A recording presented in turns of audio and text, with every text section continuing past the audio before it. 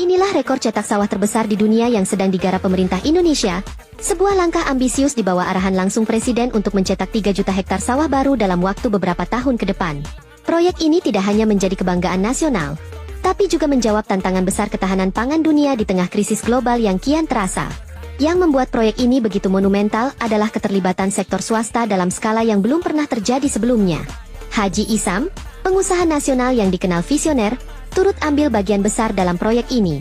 Demi mendukung target pemerintah, ia mengambil keputusan spektakuler, membeli 2.000 unit ekskavator raksasa dari perusahaan alat berat ternama asal Tiongkok, Sunny Heavy Industry.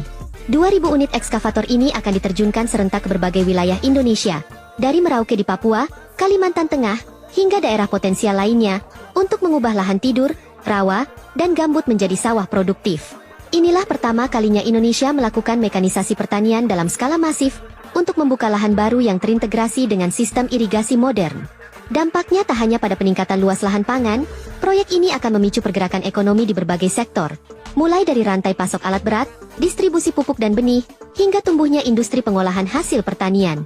Petani lokal akan mendapat lahan baru, teknologi baru, sekaligus pasar yang lebih luas untuk hasil panen mereka. Presiden menegaskan bahwa tanpa kolaborasi besar antara pemerintah dan swasta, cita-cita swasembada pangan akan sulit dicapai. Namun, dengan langkah nyata seperti ini, Indonesia mulai menapaki jalan menuju kemandirian pangan sekaligus memperkuat posisinya di peta pangan dunia. Proyek pencetakan 3 juta hektar sawah baru ini sudah mulai bergerak di lapangan.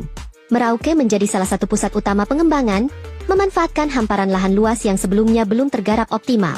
Di sisi lain, Kalimantan Tengah dan beberapa provinsi lain dengan potensi lahan subur juga mulai bersiap menjadi lumbung pangan baru Indonesia. Potensi ke depan dari proyek ini sungguh besar. Jika seluruh target tercapai, Indonesia tidak hanya akan mandiri dalam produksi beras, tapi juga bisa melangkah lebih jauh menjadi eksportir beras utama di kawasan Asia Tenggara. Artinya, Indonesia tidak lagi sekadar memenuhi kebutuhan dalam negeri, tapi juga mampu memasok pangan bagi negara lain yang mengalami defisit beras. Lahan-lahan baru ini nantinya tidak hanya fokus pada beras semata.